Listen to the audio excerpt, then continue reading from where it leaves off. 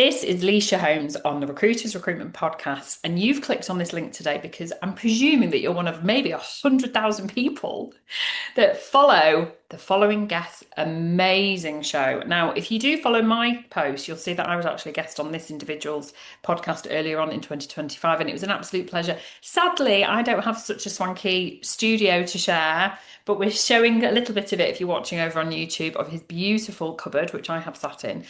So without further ado, I am so excited to introduce to you all today. This is Nitin Sharma, who is the voice of Rector, and he's the founder of Rectools. Say hey to everyone, Nitin. How are you?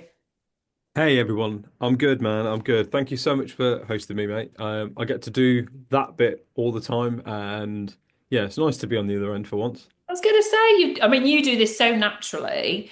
I think when I get asked to be a guest, it just has a slightly different feel to it, doesn't it? You still get a bit energized and a bit of the adrenaline kicking in, but it's a different kind of Yeah. feel. But there will be people that, for some reason or another, maybe they're hiding under a rock that don't know you, they don't know Rec Talk, they don't know Rectals. So give us a little bit of an overview and tell us who you are and what you do.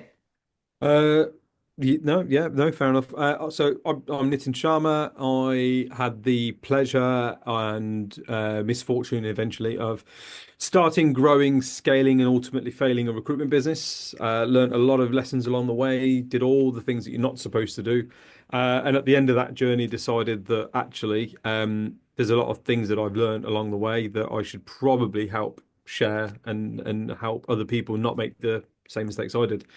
So we started Rectools, which is the only whole of market directory of all the suppliers and supply chain. I would say that if I knew even half of what I know now back then, my business wouldn't have failed and I wouldn't have had to let so many good people go. And so yeah, it's sort of the first stop if you're looking for new suppliers for your business or inspiration on kind of how to do things differently. Because as we all know, we get our training, we cut our teeth usually in the big boys. And then we go off and do it on our own. And then at some point we hit a wall and we're kind of like, I don't know any more tricks. Like I'm literally just doing all of things that I was taught.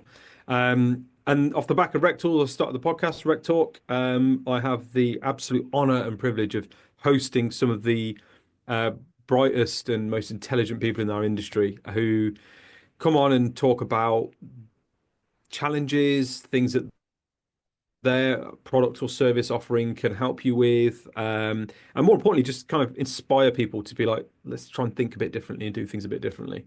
And yeah, I've been really fortunate because I've managed to turn that into a job that pays the bills and allows me a very fortunate lifestyle. And that's, yeah, we this week of filming, we hit 100,000 subscribers on YouTube, which to my knowledge has never been done before in the recruitment industry. So that was a big like positive on our side. We're really chuffed to bits with that. And yeah, that's me. And most importantly, I am a dad of two beautiful, amazing Oh, children yeah. who at some point in their lives will start going through all the different podcast ex appearances that their daddy did when they were younger, and will appreciate how much I actually talk about them and Well, they'll everything. know that. They already know that. Well, first of all, I'm going to go in reverse and see if I can remember everything you've said. So, Congratulations, because you're absolutely thank right. you. No mean feat. And I'm not going to blow smoke up your arse here. I'm really not. But I do devour a lot of podcasts. I think I said that when I came to Coventry to yours. I listen to a lot. And the reason I do genuinely listen, I tend to listen rather than watch, I have to tell you. I listen to yours every single week is because of you and your aura. You've got such Yeah. um, I think because you are quite vulnerable with what you share, which we are going to come on to in a minute. You're just really natural and you're not contrived. You're not just going on about tell me how brilliant you are and how much you're a top biller. It's what do you want to talk about and what can your experience help? How can your experience help other people? Yeah. So, I think Rec Talk is if you haven't already listened, please go and find it on your preferred channel because I promise you there will be a guest, there will be a topic. And they tend to be very, if you like this podcast, because it's organic and it's not scripted, you will love Nitin's podcast, Rec Talk. Um, and then going on to the fact that the whole premise of your business is that you want to share what you would, with a hindsight, what you would have maybe done differently. So, I guess that vulnerability piece underlies everything that you do.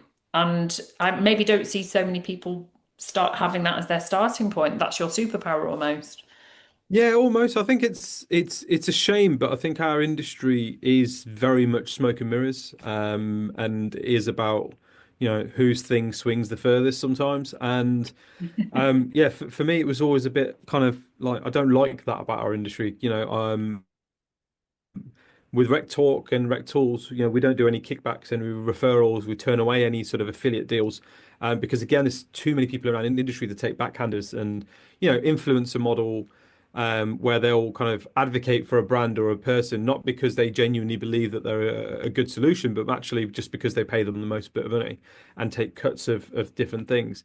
Um, and then you've got non-exec advisors who, perhaps were right place, right time, managed to sell or exit their businesses, and then go around, in my opinion, peddling bullshit. And I just sort of thought I want to do something completely different to that. The number of people I meet who are like, you've sold your business, and like, you, and I'm like, no, no, no, I didn't sell my business. My business failed. Like I'm still working through all the legal fallout of that and the financial fallout of that. And I'm very open and honest about it because actually there's good people in like out there who deserve the truth. And more importantly, like failure is not fatal and success isn't final. You know, you look at the stats, most people's businesses are at some point going to fail, Mm. and that's okay. That happens.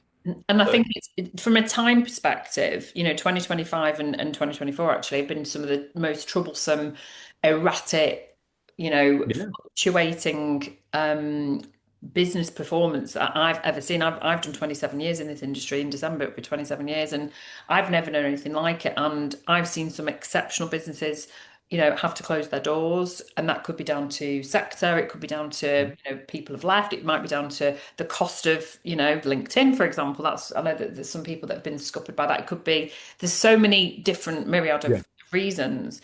But I want to focus on that word failure because for me, and talking about podcasts, that one of my favorites, and I have mentioned this podcast on a number of occasions, is How to Fail with Elizabeth Day.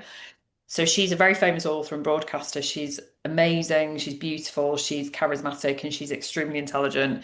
And the whole premise of her podcast is what we are just about to talk about, which is she invites on, it tends to be quite good celebrities who talk about their three biggest fails in life. And then the premise obviously is how that propelled them to the next Yeah. level in their life. And I think it's one of those words that, especially in our industry, which is so fixated on, revenue and, like you say, swinging things around, Mhm. that we forget that most of our job is based on rejection and failure. Yeah. Actually, the whole model is based on most of what you do won't actually result in any success.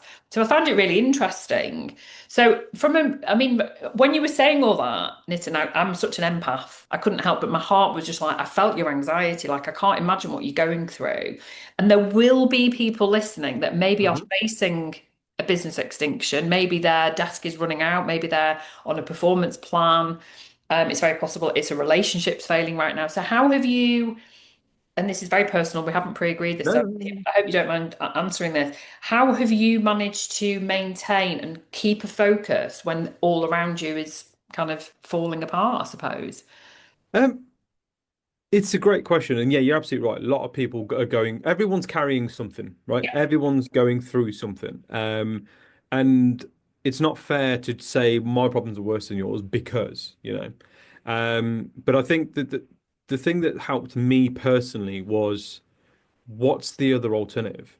Hmm. When you have a worry, and like I've got two beautiful girls who, have a lot of anxieties about life and about certain things, and I tell them the same thing all the time, but that when you focus on a worry, you're worshipping the problem, and that's not helpful. You can't that makes the issue go from what it is to, I think it was Jimmy Carr that said that anxiety is sort of worrying about what could happen, and depression is worrying about what has happened.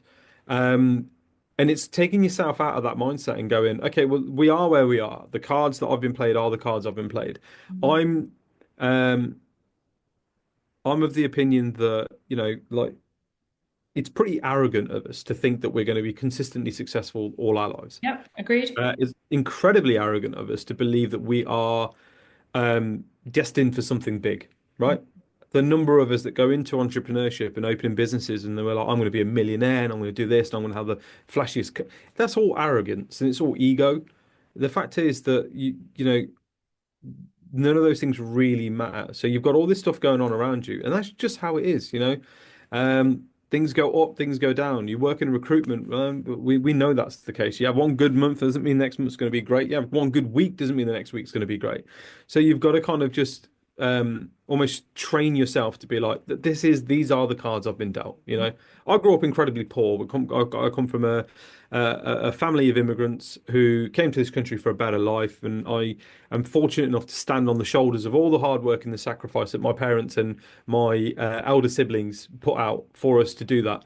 It's pretty unfair for me to then start wallowing in a pool of my own self-pity because I made a few mistakes and trusted some people and it all blew up in my face. Like, it's just money at the end of the day. Yeah, You spend your whole life making money, yeah, spend your whole life spending money.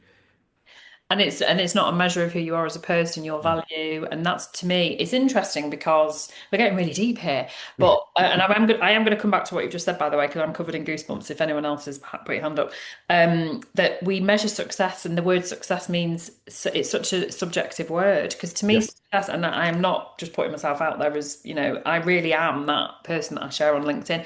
I've never measured success in money, and I hate that about our industry. yeah, Like promotion targets set on pure revenue. It's like, no, it should be on behaviors. yeah. It should be on the value that you're Absolutely. bringing to your Absolutely. customers and your internal people and so on.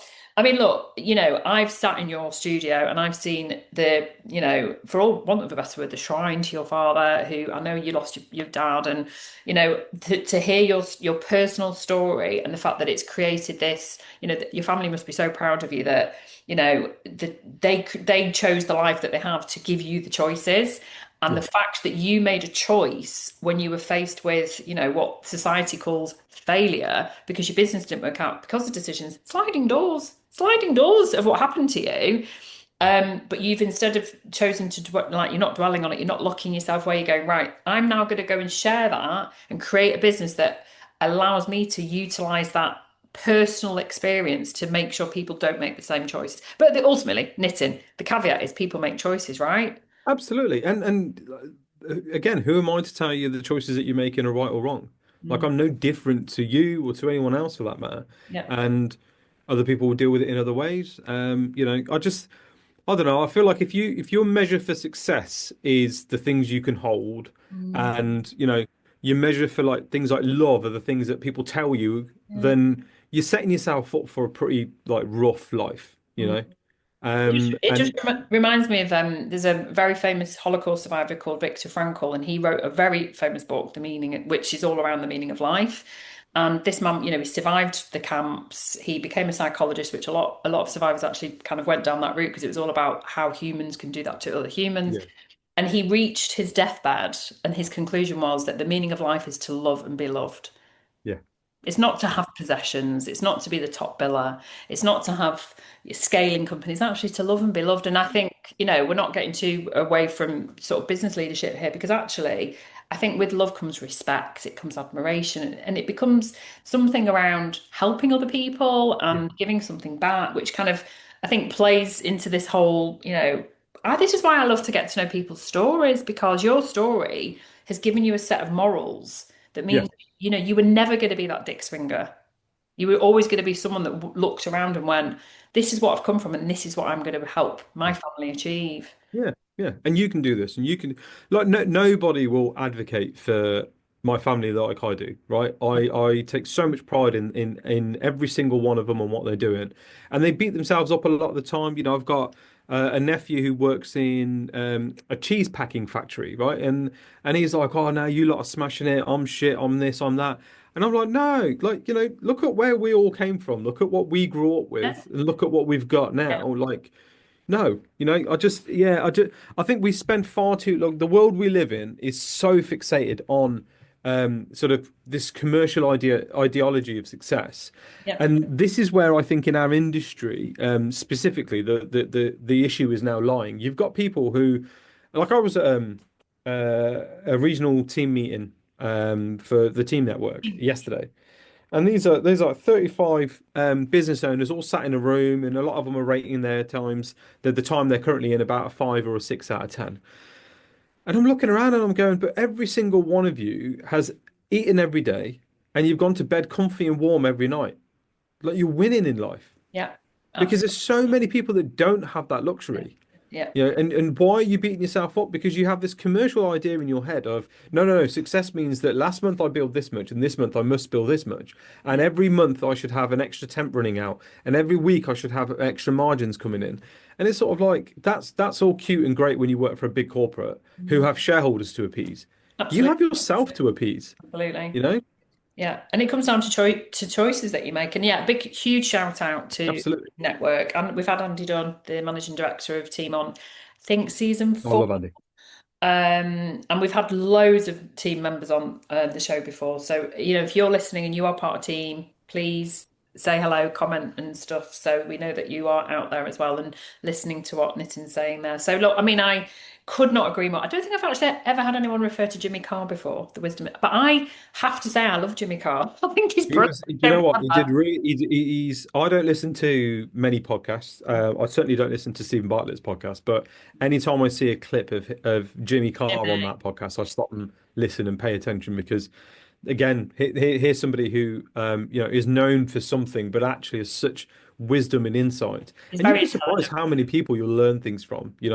It doesn't always have to be the gurus and quite oftentimes, the whole the saying, those who can't teach. Quite oftentimes those who put themselves in this position of being coaches and being gurus and life gurus, and they're the ones that don't know fuck all. They ain't got their shit together. The ones that have got their shit together are the ones doing it on a daily basis. Well, I'm a huge believer in that, which is why when in my day job, if I'm interviewing somebody who's in rising through the ranks, talking about, I want my next role to be a non-billing role, I'm like, you take yourself off the tools, you become totally irrelevant from the Yeah. next day.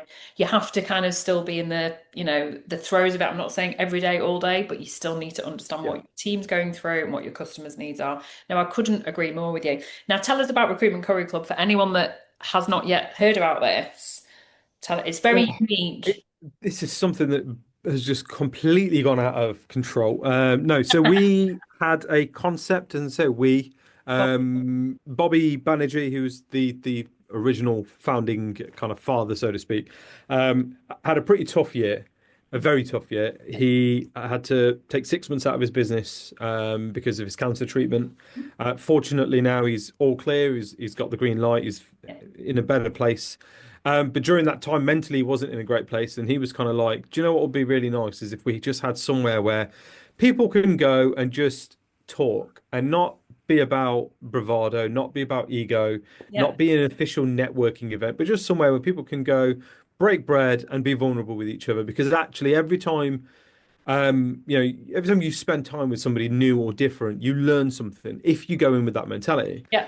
And so we did it in November last year, Well, and 6 or 7 of us turned up, and it was nice. It was really enjoyable. yeah. And then a handful of people were like, "We're onto something here. This might be something." So we've got 5 founding members, all of which bring a different dynamic to it, which I'm proud to be one of.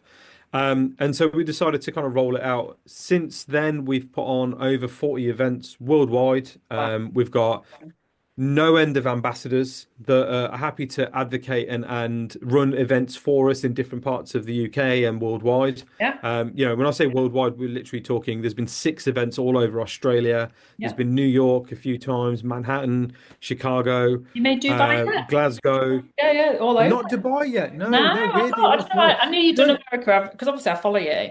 And I don't want to be the one to steal the thunder on your little line, no. which is there's no, come on, say it. The pun. No, go There's on. no sales chat or no sales chart. Oh, Yeah. I just love it. It's honestly, can I just say as well, a huge shout out to Bobby. Bobby came on the show it was probably just when he got his diagnosis, and he didn't say that, but he told me retrospectively. Mm. So we are so pleased as the show, and as fellow human beings that he's in Yeah. recovery. Bobby's absolutely brilliant. And, I think when he first told me about the concept, actually, because he asked me if I'd be an ambassador, and at the time, I think I was like about to launch my live show, which we were talking about off air, and I was just like, I can't, my bandwidth is full. Yeah. I watch and admire, and I can see that, so many people are trying to set up communities and networks and everything, and it's like they're all just the same, but this is so unique. Yeah. And if you have been to one of the recruitment curry clubs, make sure you comment and tell us which one you went to. And if you haven't yet joined, drop Nitin or anybody, any of the ambassadors, and go and attend. Especially if you love curry, like what's not to like about it? This is it. It's fantastic in terms of the plethora of people that come. You have people who work for the supply chain. We've had talent acquisition and HR leaders turn up. We're actually going to be collaborating with IHR soon to put on some talent acquisition specific ones. Oh, brilliant. And yeah, it's because it's something that everyone's kind of gone, oh, this is great. Yeah, We have a strict, obviously no sales chat policy, and if you are caught pitching, you pay the bill, which quite tends to put a literally. lot of certain type of people off. I call it a strict no dickheads policy. And We like that, um actually. yeah, and do you know what? But people have done business together. Like they meet, they get on really well, and then outside of the Courier Club or after the Courier Club, they've gone and we've had people do business together. We've had people collaborate on projects. We've had people that have started up mini projects and businesses together. Right. And that's great to see because you're kind of like, this is exactly what That's the it's whole about. point of it, but it's not within, that's not the purpose of the Curry Club, but it's created all this. But also, you said that the whole premise was Bobby felt, isolated. He was obviously not in a Yeah. great place, understandably. And actually, whatever you said something earlier on, which I really want to come back to, which is, everyone's facing something, and we forget that. And as leaders, there's often this kind of, we almost have to have this bravado, and it's like, strength and we're always positive. But, I remember talking about this back in COVID, and I remember two clients ringing me saying, because I shared a video going, it was just as we went into lockdown going, and I remember I did it on Facebook, and then I thought, I'm just going to stick it on LinkedIn. And I went, I'm really scared. It was before furlough. I was like, I'm really scared. I'm really terrified. Like, what the fuck? What we're going to do? Mm. Not just as humans, like we're in a pandemic, but as a business owner, like, Yeah. What? Yeah. how do I plan for this? And I remember really vividly, it was actually two female founders, and they went, you just said what I was thinking, but I had no one to say it to. Yeah. And that was when I thought, I'm just going to start sharing this because I need people to know that you can be vulnerable. And actually, vulnerability, it's Bobby Brown, what's her name? Brene Brown. Brene Brown talks around vulnerability, and it's using it as a strength because it Mm. creates this dialogue with, your team, your peer group, people that, you might meet through networking events like Recruitment Curry Club, but also, team, it could be the Women in Recruitment Leadership with my Yeah. community, wherever you're listening to this. But sharing your vulnerability actually takes you to a level where people feel safe. Yeah. And that's There's all no actually we there's need.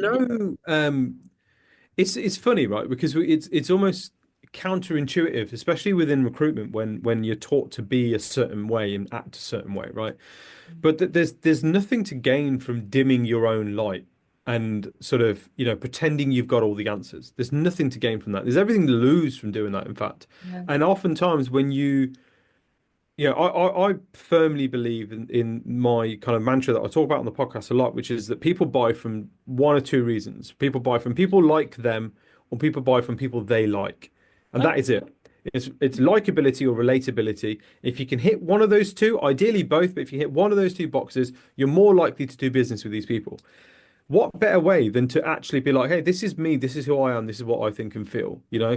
I don't do business with people that I don't get on with, right? Me too. I don't have a strict kind of no dickheads in my life policy right now. And part of that is then I only do business with people I like. Mm. The positive outcome of that is that I don't have to chase invoices. I never have to be like, well, you haven't paid. I want to take you to legal. I don't have to do any of that shit. But Same. in recruitment, we do it all the time because we chase the pound, not the relationship. We want Yeah. the income. Yeah, I need the income. Well, Yes. This is change that. so important to talk about because I just feel like we're at a really evolutionary point in time as humans, but also as an industry. And I just get so passionate about it's actually really simple how you make sure that you will survive and thrive Yeah. in this next stage in our crusade as recruiters, which is it's about making a community of people that you like and that you get on with and that respect you and that you want to break bad bread with and you want to go for a coffee with or you want to go for a walk or you meet them off site whatever it might be and that does come down to likability. And I don't think people trust their instincts enough to No. seek out business relationships like that and learn to say no to the dickheads. I've been saying no to the dickheads for, I mean, I'm 20 years old now. Key Recruitment's 20 years old. And that's always been my superpower that I do walk away. And it means that a lot of the time, you see these businesses and they're all shiny, sparkly, and they're all my competitors are going, oh my God, blowing smoke up their arse, going, oh my God, you're amazing. And I'm like, he's an Yeah. absolute dickhead though. Yeah. I don't want to do business. And you know what? Good, wish you all the best. I never have any ill will to say about anybody, but I want to attract and magnetize people that relate. And I've know that's such a great strapline. That's so relevant. That knitting. Yeah, I genuinely I live by that, and a lot of people don't agree. I love Jeremy Snell, but Jeremy Snell and I always have this conflict where he thinks that no, this is the particular like kind of the way people purchase and buying decisions are made, and I think it's my way, right? Um, but yeah, but that's the beauty of it. You can work in a similar industry and have two different approaches, you know. I think what one thing I've noticed though with business leaders and especially again in recruitment, people need to understand and almost accept now that the what was once has gone, right? You are not going to make the revenue that you once made. You are not going to have a turnover of that amount, certainly in like the foreseeable. Yeah, You're not going to have that headcount. You're not going to have that level of profitability because that world that once was isn't around anymore. So, if knowing that and believing that's the case, is it not better to then come to work every day with a smile on your face, surrounding yourself with people that you enjoy being around, and working in a manner that allows you to feed the soul, than to be kicking a can down the road and running a zombie business that you wish was something else? You know, if you had the choice in two lives, would you surely you'd just go, well, I'd rather just be happier of course. than be constantly killing myself just to try and get back to once was. Well, Yeah. the heights of once where I once was. Like, who cares? It honestly, I could just listen to you say this because you're very eloquent the way you say this and Oh, the words that you use. And thank you. I do actually feel like, in a way, I've been a bit of a trailblazer because that's how I've always run my business. And I'm really influenced externally. Like there was a few years ago, I think she still has her podcast, but she said she wrote a book and she's very famous within the retail world, Mary Portas. Okay. And she was, as someone who has literally run the high street all her working life, she runs a consultancy and she shifted the mindset of all these businesses saying, look, where's your purpose? You focus so much on profit. And I kind of think that recruitment's slowly catching up, and it often, as it often does, mirroring and looking at other, Yeah. observing other industries. And I'm like, are we there? Are we kind of getting to that point where there's, I know that you say it on your LinkedIn. I did actually write this down. I did do a bit of research. Let's stop playing the old game and build a better one. And I think that we are in such a privileged position. We're both suppliers to this industry. We're both passionate about people and doing the right thing by people. And that used to be seen as a bit, I'm sure people would roll their eyes at me when I talked about my Yeah, integrity. Got it absolutely. tattooed on me. And, but I actually think now, do you know what? That's what we should be doing. We should be encouraging people to place that value on that rather than the EBITDA. Because actually, if you focus on the people and the intention and the purpose, the EBITDA will look after itself. It's going to come anyway. The revenue comes anyway. Yeah, yeah. You do all the right things and do all the right behaviors, the money comes anyway, Oh my God. right? I So feel like we and need, sure and you're fundamentally happier. I just feel like we Like need you to set can't a put place of worship to our mantra. I really yeah, yeah. do.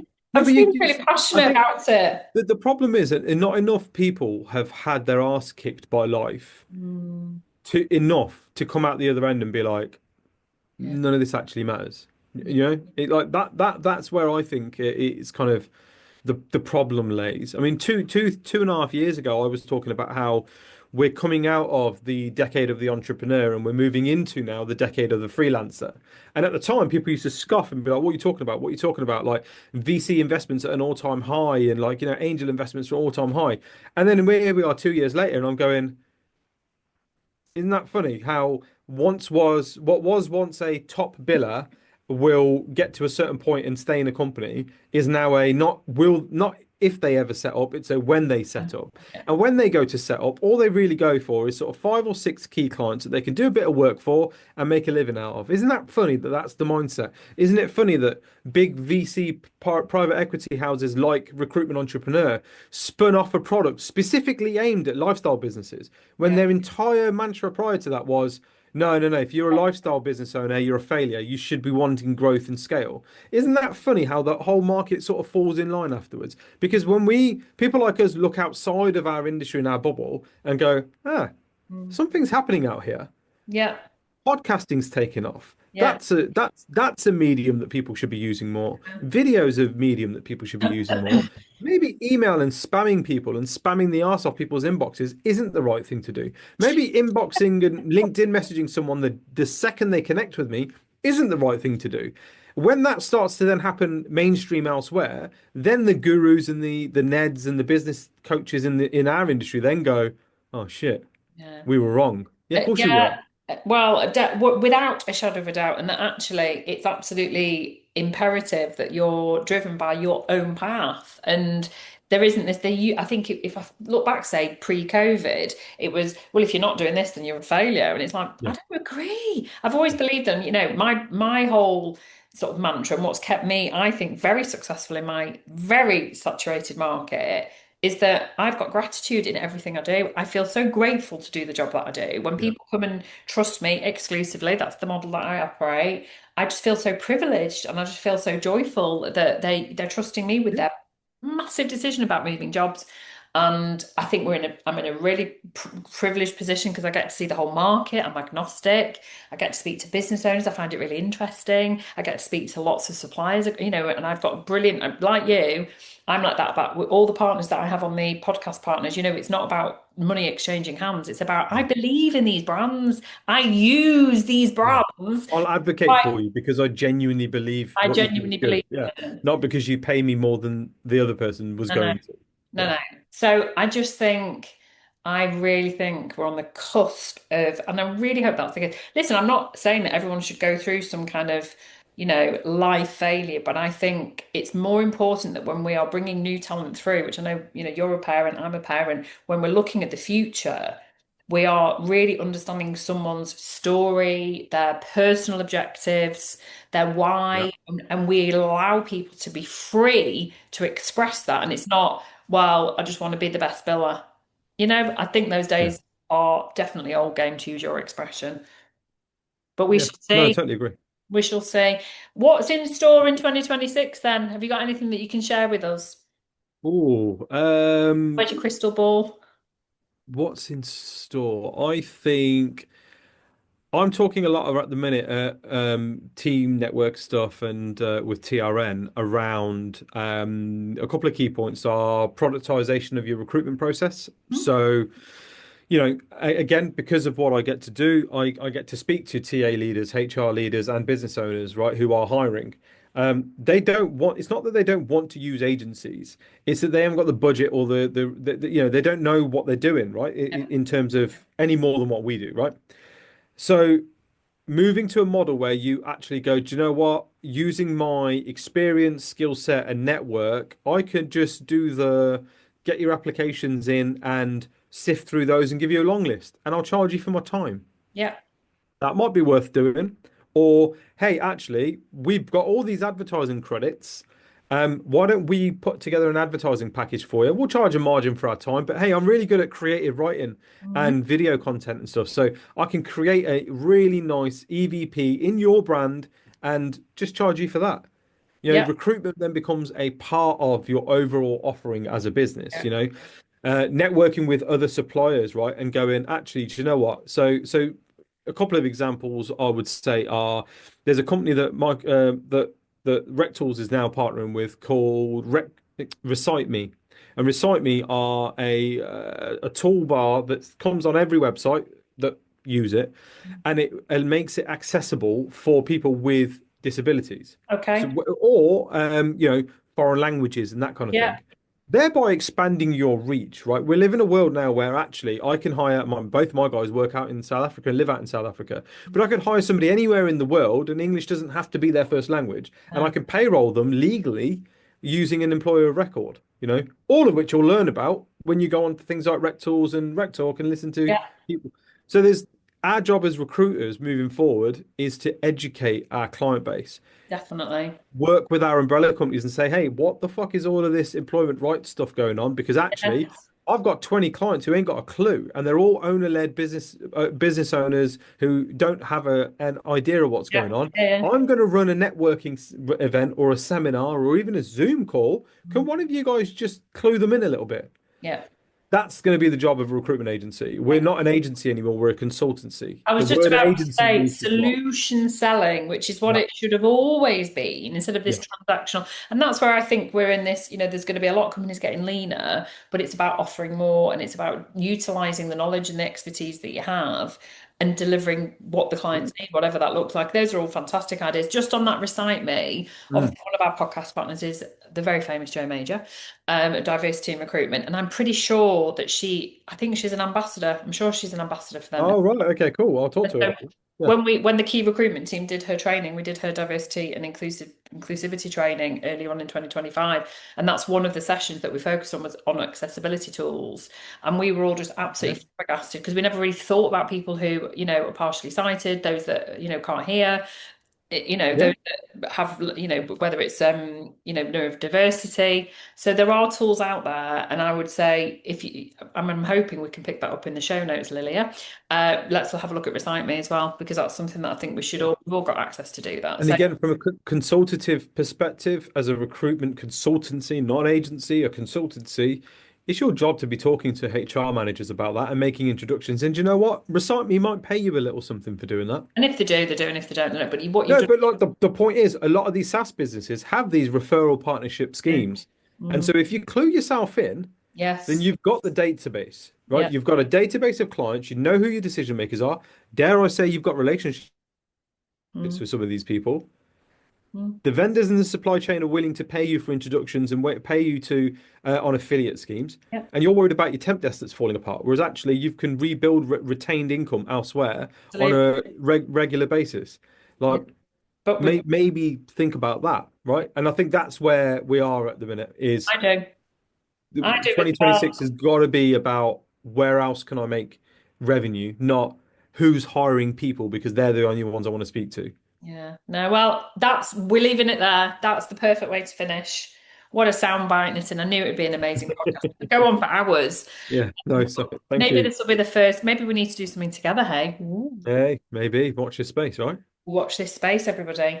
Thank you so much. And obviously, if you're listening and you want to know more about maybe being a guest on Rec Talk, Yeah. what Rec Tools can do for your business and where the next recruitment career club is, it will all have links in the show notes. Please mention the Recruiters Recruitment podcast so that Nitin knows exactly where you came from. And thank you so much for joining us. You deserve it all. You really do.